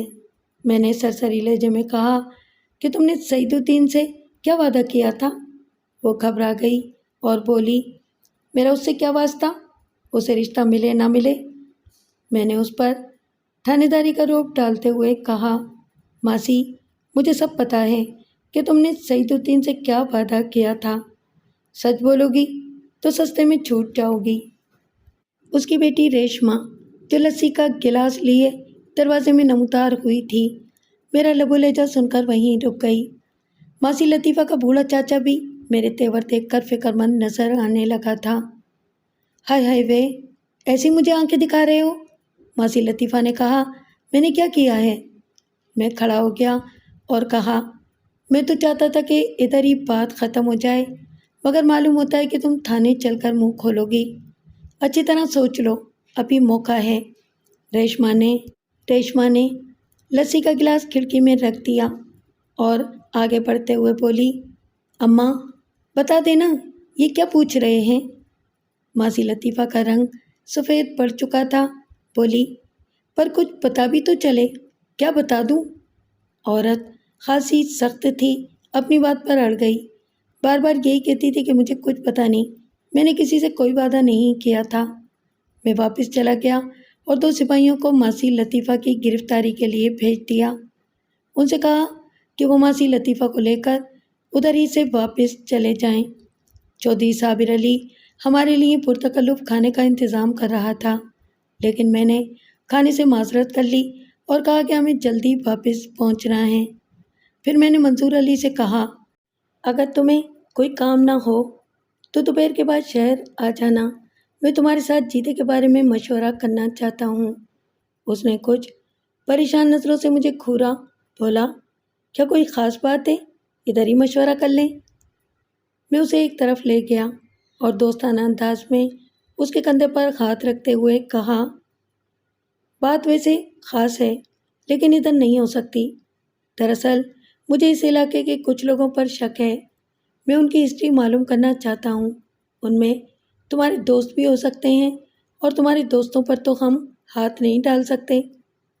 اس کی پریشانی دور نہیں ہوئی، تاہم اس نے تھانے میں آنے کا وعدہ کر لیا۔ میں اپنے بقیہ دوستوں کو لے کر فوراً وہاں سے رخصت ہو گیا۔ ماسی لطیفہ نے تھانے میں شور مچا رکھا تھا۔ میں نے حوالدار کو بلا کر کہا کہ ماسی لطیفہ کو میرے پاس لے آئے۔ وہ اندر گیا اور روتی پیٹتی ماسی لطیفہ کو میرے پاس لے آیا۔ وہ آتے ہی میرے پیروں میں گر گئی اور اپنی بے گناہی کا راگ الاپنے لگی۔ میں نے پوچھا، ماسی لطیفہ، تمہیں کسی نے مارا تو نہیں؟ مارا تو نہیں پتر، پر مجھ بے گناہ کو یہاں کیوں لایا گیا ہے؟ میں نے کیا قصور کیا ہے؟ ماسی، اگر تو چپ نہیں رہے گی تو پھر ہم تجھے مار بھی سکتے ہیں، میں نے کہا، اس لیے آرام سے میری بات سن۔ اگر تو نے سچ سچ سب کچھ بتا دیا تو پھر میں تیرے لیے کوئی سہل راستہ سوچوں گا، ورنہ تو اس تھانے سے باہر نہیں جا سکے گی۔ میں نے تھوڑا سا جھوٹ کا سہارا لیا۔ یہ نہ سمجھنا کہ ہمیں کچھ پتہ نہیں ہے، سعید الدین نے اپنے ایک دوست کو ساری بات بتا دی تھی۔ اب میں تمہارے منہ سے سارا قصہ سننا چاہتا ہوں۔ تھوڑی دیر کے بعد وہ سیدھے راستے پر آ گئی۔ اس نے بتایا کہ 8-9 مہینے پہلے وہ شہر آئی تھی اور فرید الدین کے گھر ٹھہری تھی۔ سعید الدین نے کسی تقریب میں فہمیدہ کو دیکھا تھا اور اس پر دیوانہ وار عاشق ہو گیا تھا۔ اسے یہ بھی معلوم ہو گیا تھا کہ فہمیدہ کی منصور علی سے منگنی ہو چکی ہے، تاہم وہ کسی ترکیب سے یہ منگنی توڑنا چاہتا تھا۔ جب اسے پتہ چلا کہ ماسی لطیفہ منصور علی کی دائی ہے تو اس کے ذہن میں ایک ترکیب آئی۔ ماسی لطیفہ نے مجھے بتایا کہ سعید الدین اسے علیحدگی میں لے گیا اور کہا، ماسی لطیفہ، تمہارے گاؤں میں ایک لڑکی فہمیدہ رہتی ہے، چودھری امداد علی کی بیٹی۔ یہ لوگ ہمارے رشتہ دار بھی ہیں۔ میں اس لڑکی سے شادی کرنا چاہتا ہوں، تم کوئی ترکیب نکالو۔ ماسی لطیفہ نے اسے جواب دیا، فہمیدہ کی تو اپنے تایا کے بیٹے منصور علی سے منگنی ہو چکی ہے۔ یہ تو مجھے بھی معلوم ہے، سعید الدین نے کہا، کوئی ایسا ہیلا کرو کہ کسی طرح منگنی ٹوٹ جائے۔ ماسی لطیفہ نے غصے سے کہا، لو، مجھے کیا ضرورت پڑی ہے ہیلے بہانے کرنے کی؟ مجھے کتنی نفلوں کا ثواب ہوگا؟ سعید الدین نے چالاکی سے کہا، تمہیں 1000 روپے کا ثواب ہوگا۔ ماسی لطیفہ نے کانوں کو ہاتھ لگاتے ہوئے کہا، توبہ توبہ، یہ کیا کہہ رہے ہو تم؟ سعید الدین نے اسے سمجھاتے ہوئے کہا، کام بہت آسان ہے، تم گاؤں میں یہ مشہور کر دو کہ منصور علی فہمیدہ کی ماں کا دودھ پی چکا ہے۔ چونکہ تم منصور علی کی دائی رہ چکی ہو، اس لیے کوئی شخص بھی تمہیں غلط نہیں کہہ سکتا۔ اتنی سی بات سے دونوں کی منگنی ٹوٹ جائے گی اور تمہیں 1000 روپے مل جائیں گے۔ ماسی لطیفہ نے مجھے بتایا کہ اس نے سعید الدین کی بات ماننے سے انکار کر دیا، مگر وہ اس کے پیچھے پڑ گیا، کہنے لگا کہ اگر وہ فہمیدہ کو حاصل نہ کر سکا تو خودکشی کر لے گا۔ نیز اس نے رقم بھی بڑھا دی، 2000 کے بجائے 2500 کر دی۔ ماسی لطیفہ نے کہا کہ ایک تو وہ لالچ میں آ گئی اور دوسرے اسے سعید الدین پر رحم بھی آ گیا، لہٰذا اس نے گاؤں جا کر اس جھوٹ کا چرچا کرنا شروع کر دیا اور بالآخر فہمیدہ اور منصور علی کی منگنی ٹوٹ گئی۔ جب اس نے بات ختم کی تو میں نے کہا، ماسی لطیفہ، تمہارا یہ جھوٹ 3 آدمیوں کی جان لے چکا ہے، اور ابھی پتہ نہیں کتنے آدمی اس جھوٹ کی وجہ سے پھانسی کے تختے پر چڑھ جائیں گے۔ وہ ہاتھ جوڑ کر بولی، تھانے دار پتر، مجھے معاف کر دے، مجھے یہ معلوم نہیں تھا کہ اتنی سی بات کا اتنا خطرناک نتیجہ نکلے گا۔ میں تیرے پیر پکڑتی ہوں، مجھے معاف کر دے۔ ماسی لطیفہ، یہ کوئی معمولی غلطی نہیں ہے، میں تو تجھے پھانسی کے تختے پر چڑھا کر دم لوں گا تاکہ تیری جیسی فتنہ باز عورتوں کو عبرت حاصل ہو۔ وہ یہ سن کر تھر تھر کانپنے لگی۔ مجھے پتا تھا کہ اسے سزا نہیں ہو سکتی تھی کیونکہ وہ کسی عملی جرم میں شامل نہیں تھی، تاہم میں نے اسے وقتی طور پر حوالات میں بند کر دیا تاکہ وہ کچھ عبرت پکڑے اور آئندہ ایسی غلطی نہ کرے۔ اس کے بعد میں نے جیدے کو ٹرائل روم میں بلا لیا اور ایک پرہیبت حوالدار کو اس کی تواضع کرنے پر لگا دیا۔ وہ ہاتھ پہ جوڑنے لگا، معافیاں مانگنے لگا، لیکن کوئی بات ماننے پر تیار نہیں تھا۔